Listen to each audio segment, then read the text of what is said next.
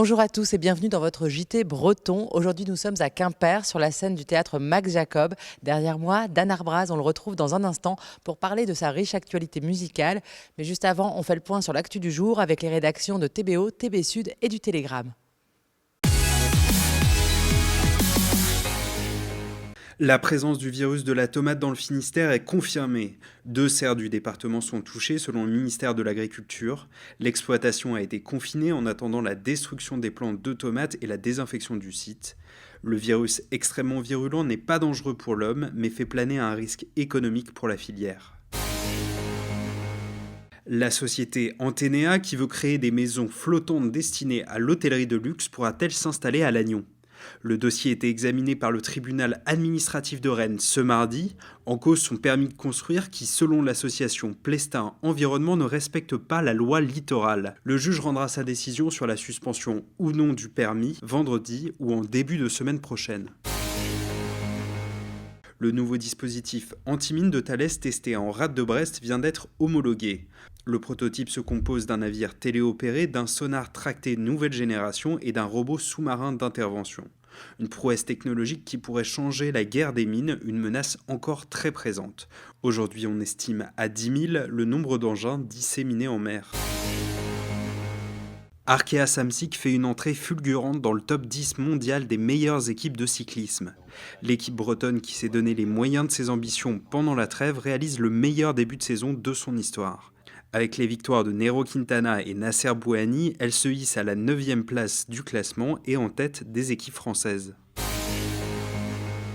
C'est la star en devenir du cinéma breton. Il s'appelle Platinum Silver, Titi pour les intimes, et c'est un chat aussi perçant que Plomeroa.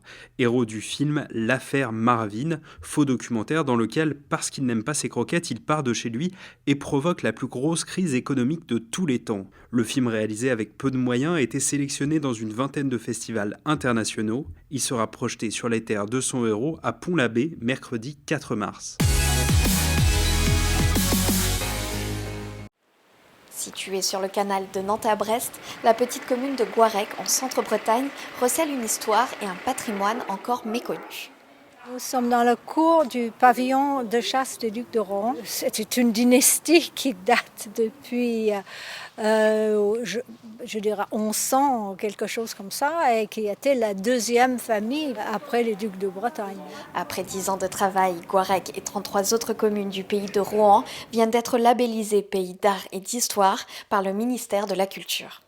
C'était très intéressant d'aller à la rencontre de pas mal de personnes qui ont pu me faire visiter des endroits que je ne connaissais pas et que j'ai découverts, notamment une minoterie. Je trouve que c'est dommage que les gens ne pensent pas à transmettre. Et c'est pour ça que j'ai d'ailleurs fait quelques feuillets pour détailler tout ce qui se trouvait sur les photos que j'ai prises. Le but dorénavant est de communiquer sur les richesses du pays, comme par exemple le château des Rohan à Pontivy, le lac de Guerlédan, les forges des Salles, mais aussi le patrimoine immatériel tel que l'andouille de Guéméné. À Gouarec, on espère une augmentation de la fréquentation touristique. On dit que les communes qui ont le label gagnent de 20 à 30% de visiteurs supplémentaires. Pour cela, les communes ont budgétisé 135 000 € par an et l'embauche de 2 animateurs ainsi qu'une équipe de guides conférenciers. En Bretagne, Morlaix et Quimperlé sont les 2 autres pays à avoir obtenu ce label.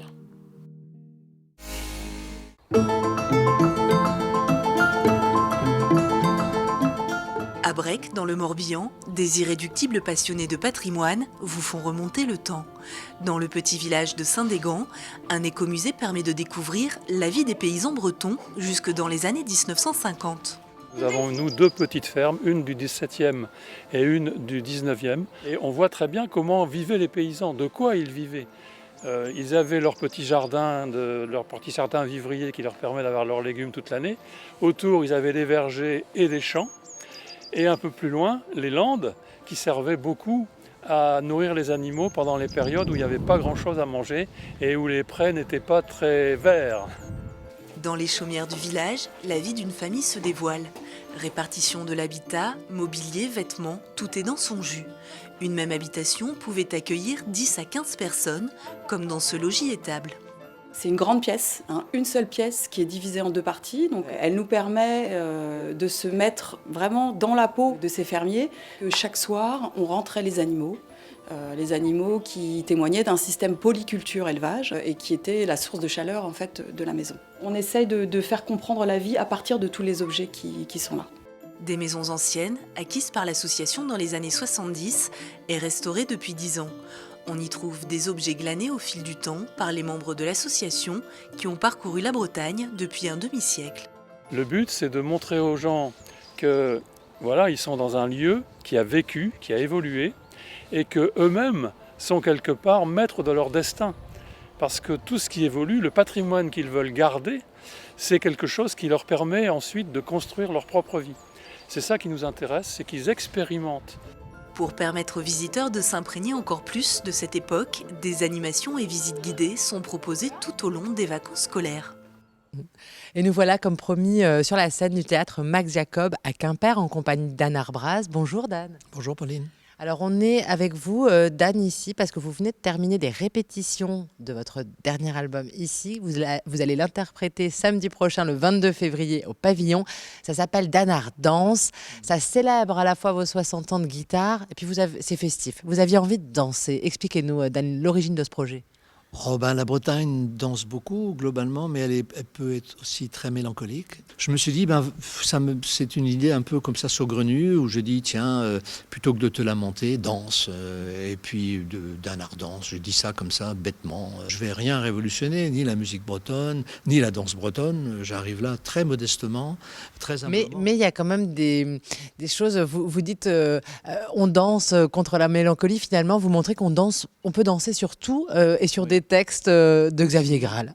Voilà, à la répétition, les jours derniers, j'ai demandé à David Herport, qui est vraiment notre poisson pilote de la danse, qui est guitariste avec le groupe de Fesnoz Harvest, et je lui dis, David, allez dire à la ville, il n'y a pas, il me dit si, c'est un enterdreau. Je dis, waouh, on va danser sur la poésie de Xavier Graal, et ça, je crois que ça n'a jamais été fait, avec allez dire à la ville, quoi.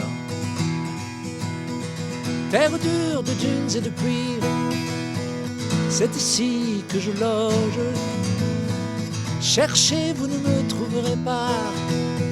C'est ici que les lézards réinventent les menhirs. C'est ici que je m'invente. J'ai l'âge des légendes. J'ai 2000 ans.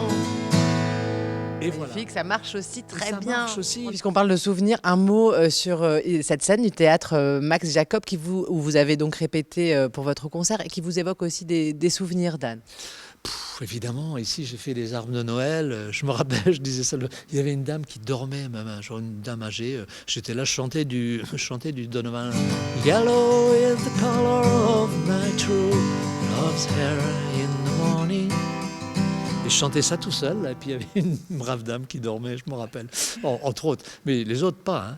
Donc ici, il y a eu un concert mythique avec Jacques Higelin, j'ai joué avec Alan Stivell ici, j'ai l'enregistrement du concert d'ailleurs, et puis il avait dû changer la liste, et moi je suis allé aux toilettes.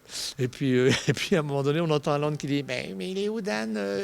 il doit être chez Michou. Michou, c'était le bar mythique de la rue Jean Jaurès. Et puis plein de souvenirs à fabriquer, puisqu'on va terminer un peu là-dessus, mais alors il y a le concert le 22 février, évidemment, au Pavillon. Et puis la Nuit de la Bretagne qui approche. Là, des nouveaux souvenirs vont se créer avec vos amis, Dan. Oui, avec tout. Là, il y a du monde. Il y a du monde dans le bourg. Donc, je sais pas. Ça me fait effectivement un petit peu peur. Quand on a été visiter la salle, j'ai jamais vu un endroit aussi grand. C'est à Paris, à l'Arena à Paris, voilà, en France, le 7 mars. Donc voilà, c'est un vrai challenge. Donc on verra si le public nous suit, parce que c'est vrai qu'on est loin du Stade de France. On avait joué 2 fois au Stade de France, 90 000 personnes en 2 jours. C'était très impressionnant. Là, c'est encore autre chose. Donc, j'ai à la fois hâte et bien sûr j'ai peur, mais tout va bien. Si j'ai peur, c'est que tout va bien. Bon, beaucoup de choses à venir en tous les cas cette année. Merci pour ces belles actualités. En tous les cas, nous sur TBO et TB Sud, on écoute Dan Ardance et puis on ira le voir le 22 février au Pavillon à Quimper. Merci Dan. À vous, à très bientôt pour un prochain JT. Mais nous, on va se quitter en musique, non? Encore un petit air Un petit peu.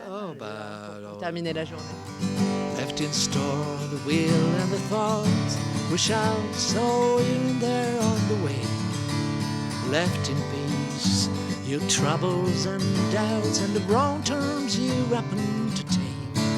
May you rest so still and guide us as we drift away. Riddled by change, now we've set the waiting. The distance between you and us, our Carn Valley Sound.